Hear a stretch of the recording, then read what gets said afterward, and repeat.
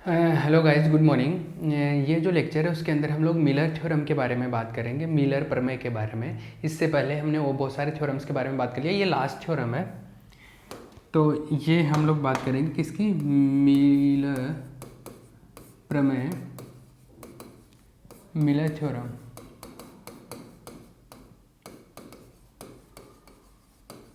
Miller theorem. तो सबसे पहले तो इसके स्टेटमेंट के बारे में बात करेंगे और क्या ये बताना चाहता है उसके बारे में बात करेंगे। तो पहले मैं इसको थोड़ा सा एक्सप्लेन कर देता हूँ, तो स्टेटमेंट लिखोगे तब आपके दिमाग में रहे कि मैं क्या बोल रहा हूँ। तो देखो, ये बोलता है कि अगर कोई एक 4 टर्मिनल सर्किट है, एक चतुर टर्मिनल परिपथ है। चतुर टर्मिनल परिपथ का मतलब ये 4 वायर बाहर निकले हुए होंगे, ठीक है। तो अगर कोई 4 टर्मिनल सर्किट है, इस 4 टर्मिनल सर्किट में ये इनपुट पार्ट होता है, ये निवेशी भाग होता है, दिस इज इनपुट पार्ट, ये निवेशी भाग है, ठीक है।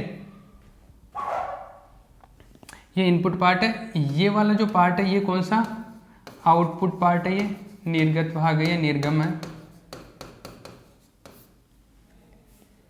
ये इन दोनों के बीच में जो वोल्टेज है दिस इज V1। इनपुट पे V1 होता है, आउटपुट पे V2 होता है, ठीक है।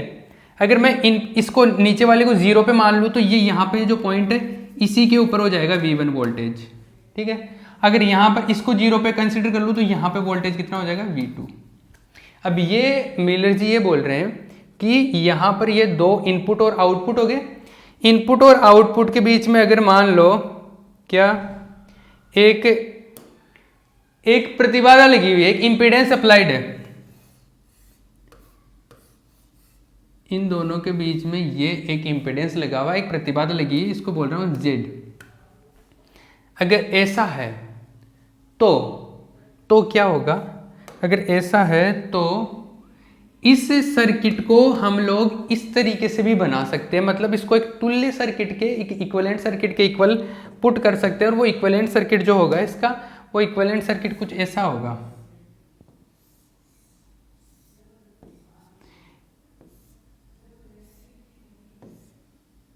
कि इसके जो इनपुट पार्ट है, इनपुट पार्ट के बीच में ये जो प्रतिबाधा लगी हुई ना इनपुट और आउटपुट के बीच में, जो आपका जो इंपीडेंस अप्लाई है, इसकी वजह से इनपुट पार्ट पर प्रतिबाधा का कुछ प्रभाव आएगा, और इसकी वजह से भी इनपुट पार्ट पर क्या होगा, इंपीडेंस का इफेक्ट आएगा। उसकी वजह से इस पे जो इफेक्ट आ रहा है इनपुट पार्ट पे, उसको बोल लिया जेड इन, और इसकी वजह से जो आउटपुट पर जो इफेक्ट आएगा वो आता है जेड ओ।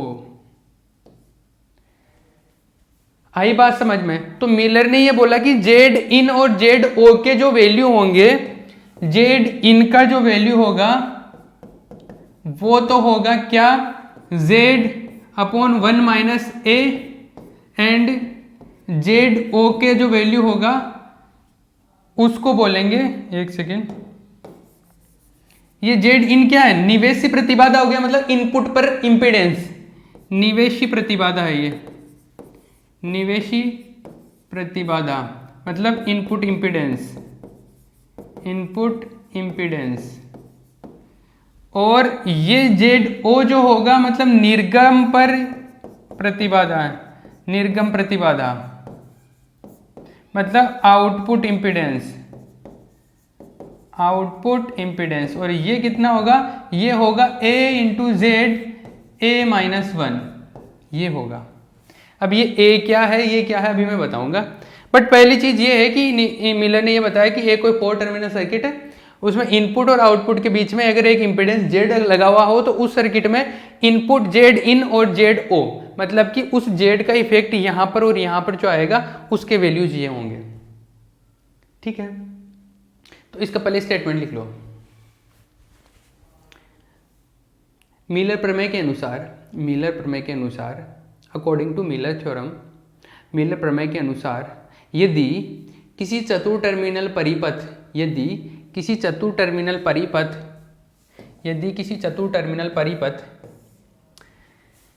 का वोल्टता प्रवर्धन गुणांक, का वोल्टता प्रवर्धन गुणांक, का वोल्टता प्रवर्धन गुणांक A है, वोल्टता प्रवर्धन गुणांक ए है तथा निर्गम व निवेशी भागों के मध्य तथा निर्गम तथा निवेशी भागों के मध्य एक प्रतिबाधा जेड लगी हो, एक प्रतिबाधा जेड लगी हो तो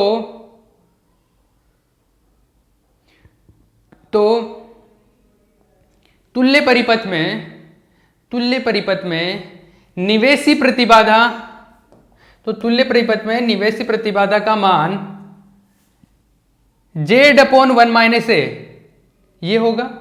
तो तुल्य परिपथ में निवेशी प्रतिबाधा का मान Z/1 - A तथा निर्गत प्रतिबाधा का मान AZ/1 होगा।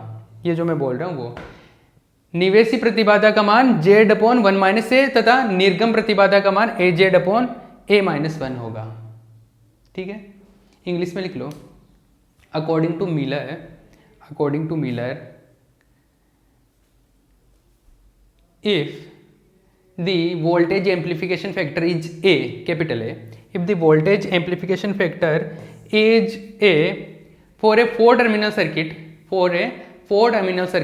and an impedance Z is applied between input and output port, then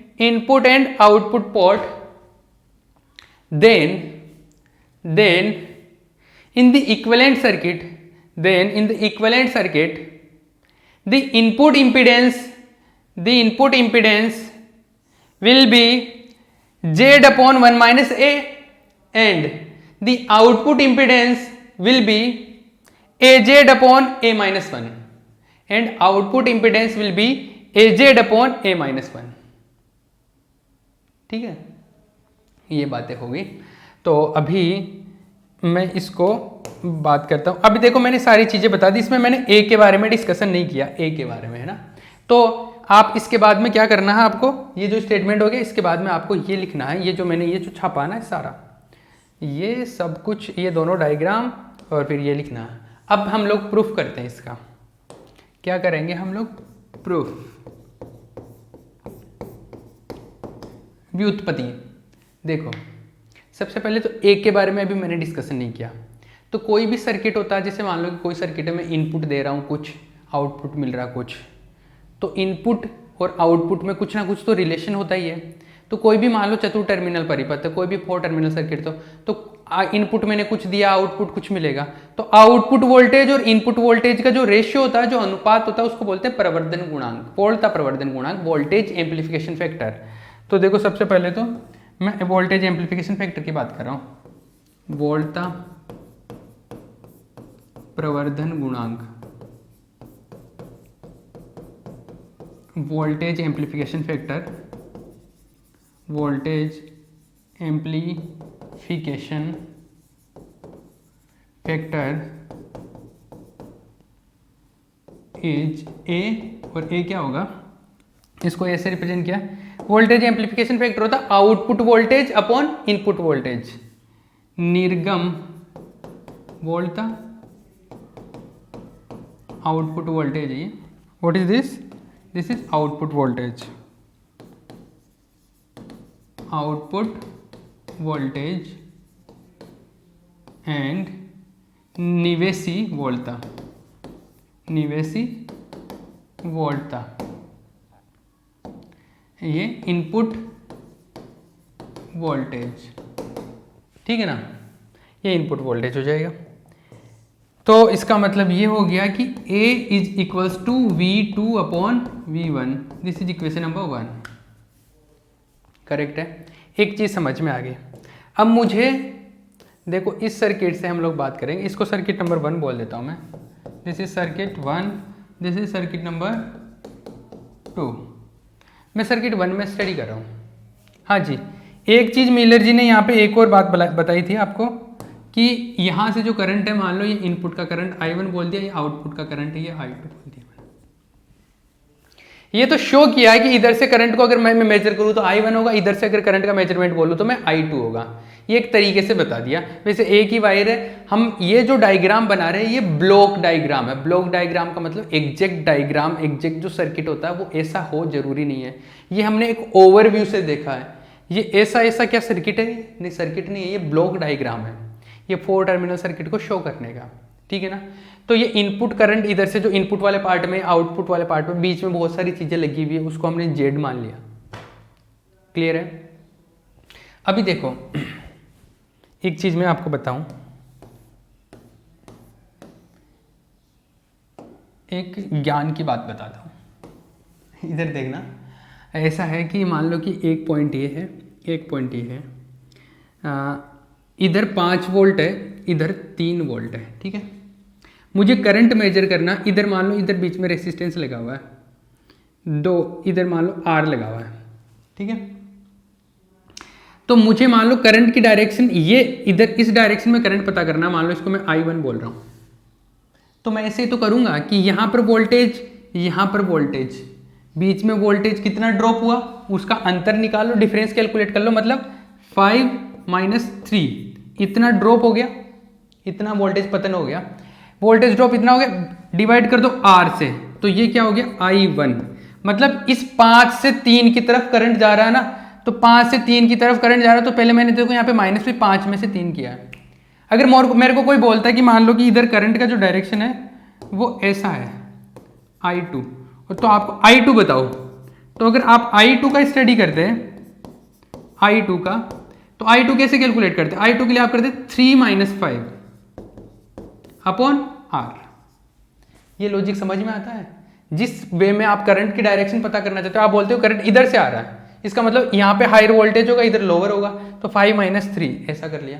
अगर आपको इस तरफ से करंट आपने माना है तो इसमें से ये माइनस करके R से डिवाइड कर, तो ऐसे होता है, ये करंट का वैल्यू आ जाता है। ये वाला लॉजिक समझने के लिए था, अभी मैं यहाँ पर यूज में ले रहा हूँ, इसको देखना। यहाँ पे वोल्टेज है V1, यहाँ पर है वोल्टेज V2, बीच में लगा हुआ है Z। तो ये करंट अगर मुझे कैलकुलेट करनी है I1, तो मैं करूँगा V1 - V2 अपॉन Z, तो मुझे क्या मिलेगा I1। लॉजिक क्लियर है ना? V1 - V2 upon Z I1 मिल जाएगा। तो देखो फ्रॉम सर्किट 1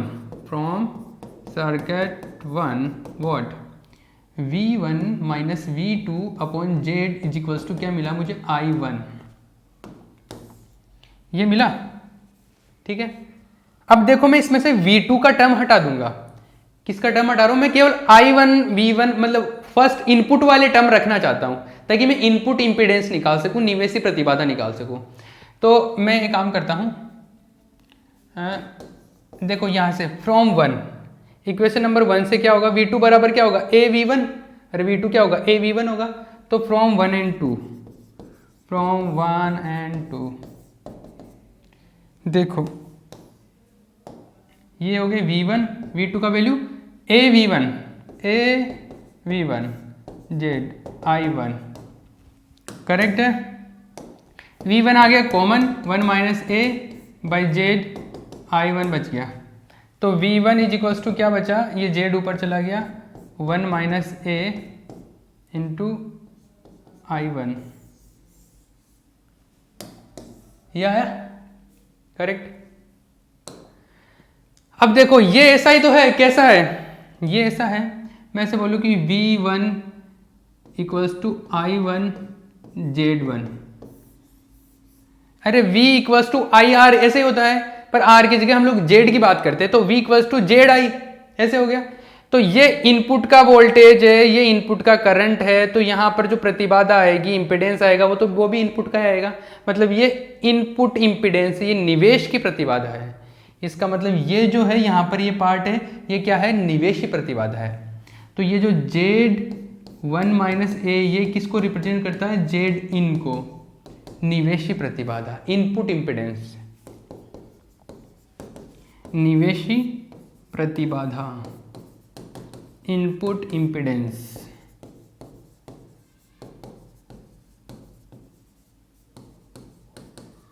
ये हो गया इनपुट इंपीडेंस, तो यही तो हमने बोला था जेड इन क्या आना चाहिए, जेड अपॉन 1 माइनस ए, और ये आया है जेड अपॉन 1 माइनस ए, जेड अपॉन 1 माइनस ए, ये आ गया। एक चीज़ तो क्लियर होगी। अब आउटपुट की बात करूंगा मैं, तो देखो आउटपुट के लिए वही सर्किट 1 में फिर से वही चीज़ अप्लाई करूंगा मैं। सर्किट 1 में पहले हमने V1 माइनस V2 I1 के इक्वल रखा था, अब मैं बात करता हूँ V2 माइनस V1, इस वाले करंट के रिगार्डिंग बात करूंगा। V2 minus V1 upon Z equals to I2। तो from circuit 1 again, from circuit 1, from circuit 1 what, circuit 1 से क्या सेंस है, V2 minus V1 upon Z is equals to I2, ये हो गया। अब देखो पहले वाले में हमने I111 में रखे थे, V2 वाला पार्ट हटा दिया था क्योंकि मुझे निवेश ही निकालना था, इनपुट वाला पार्ट रखना था। अभी मुझे आउटपुट वाला रखना है, इसलिए मुझे 1 वाले टर्म हटाने पड़ेंगे, 2 वाले रखने हैं। तो मैं V1 को हटा दूंगा, और V1 को कहां से हटाऊंगा, इक्वेशन नंबर 1 से। इसको मैं इक्वेशन नंबर 3 बोल देता हूं एक बार। तो देखो फ्रॉम 1 से क्या था, V2 अपॉन V1 किसके, A के इक्वल था। इसका मतलब यहाँ से V1 किसके इक्वल आ जाएगा, V2 अपॉन A। इसको इक्वेशन नंबर 4 बोल देता हूँ। देखो V1 का वैल्यू ये पुट कर दो, तो 3 and 4 से, from 3 and 4, from 3 and 4, 3 and 4 से देखो V1 का वैल्यू पुट करो, V2 minus V2 upon A, V2 minus V2 upon A, नीचे Z था, Z इक्वल्स टू I2। ये V2 इन दोनों में कॉमन ले लिया, तो ये बचा ऊपर 1 minus 1 upon A upon Z equals to I2। V2 ये बचा A minus 1 upon A Z is equals to I2, ये हो गया। तो V2 का जो वैल्यू है, V2 इज इक्वल्स टू, ये हुआ A इंटू जेड, ये तो ले गया उस तरफ ट्रांसफर कर दिया मैंने, और ये बचा A माइनस 1 इंटू I2, ये मिला, ये मिल गया मेरे को V2। तो V2 इक्वल्स टू ये, तो वही सेम चीज, ये V2 है आउटपुट का वोल्टेज, ये आउटपुट का करंट, तो ये क्या हो गया, आउटपुट का इंपीडेंस, क्योंकि V equals to Z I होता है, तो ये जेड है, मतलब आउटपुट का इंपीडेंस, निर्गम का प्रतिबाधा। तो ये है जेड आउटपुट, अतः जेड आउटपुट क्या है, ए जेड अपॉन A माइनस 1, ये क्या है, निर्गम प्रतिबाधा है, आउटपुट इंपीडेंस है, निर्गम प्रतिबाधा आउटपुट इंपीडेंस है, ये क्या है, ये आउटपुट इंपीडेंस है, this is output impedance, clear है, दिस इज आउटपुट इंपीडेंस। अब देखो ये तो हो गया थ्योरम, यही तो हम लोग चाहते थे। तो इनपुट और आउटपुट का इंपीडेंस यही तो बताना चाहते थे कि आउटपुट ये आना चाहिए, इनपुट ये आना चाहिए, और दोनों हम लोगों ने कैलकुलेट करके ये फाइंड आउट कर लिया है कि हाँ देखो ये आता है। तो अतः क्या हो रहा है, मिलर थ्योरम यहाँ से प्रूव हो जाता है, hence Miller theorem is proved, अतः मिलर प्रमेय सिद्ध होता है। ठीक है, ये मिलर थ्योरम हो गया, ये लास्ट थ्योरम हो गया। अब देखो ये जो फर्स्ट यूनिट था उसका एक पोर्शन तो कंप्लीट हो गया, अब थोड़ा सा पोर्शन और बचा है सेमीकंडक्टर वाला, लेकिन इसमें कुछ यूनिवर्सिटीज़ में टी और पाई सर्किट भी आते हैं, कुछ यूनिवर्सिटीज़ में टी पाई सर्किट नहीं आते हैं। तो मैं टी पाई सर्किट भी इस चैप्टर के साथ में करवाऊंगा, लेकिन मैं उससे पहले इसका सेकंड जो पोर्शन है वो स्टार्ट कर रहा हूँ, और न्यूमेरिकल भी मैं साथ साथ इसके करवाते रहूँगा, और न्यूमेरिकल करवा दूंगा। किसी को न्यूमेरिकल और करने हो, किसी को कोई भी डाउट आ रहा हो तो मुझे मैसेज करें, मुझे बताए, मैं और न्यूमेरिकल भी करवा दूंगा। आप जितने बोलोगे उतने न्यूमेरिकल करवा दूंगा, बट आपके यूनिवर्सिटी पॉइंट ऑफ व्यू से जितने मैंने न्यूमेरिकल करवाए हैं उतने इनफ है, मैं और भी न्यूमेरिकल करवाता रहूँगा। सेकंड, अब जैसे ये एक तरीके से, जैसे मैं फर्स्ट यूनिट की बात करूँ तो ये एक चैप्टर कंप्लीट हो गया फर्स्ट यूनिट में। अब सेमीकंडक्टर वाला जो पार्ट है फर्स्ट यूनिट में वो स्टार्ट करेंगे हम लोग नेक्स्ट लेक्चर से, बट इसके अंदर टी और पाई सर्किट भी है, तो वो टी पाई सर्किट में आगे और न्यूमेरिकल कुछ वो इस यूनिट का और करवा दूंगा। क्लियर है, ठीक है।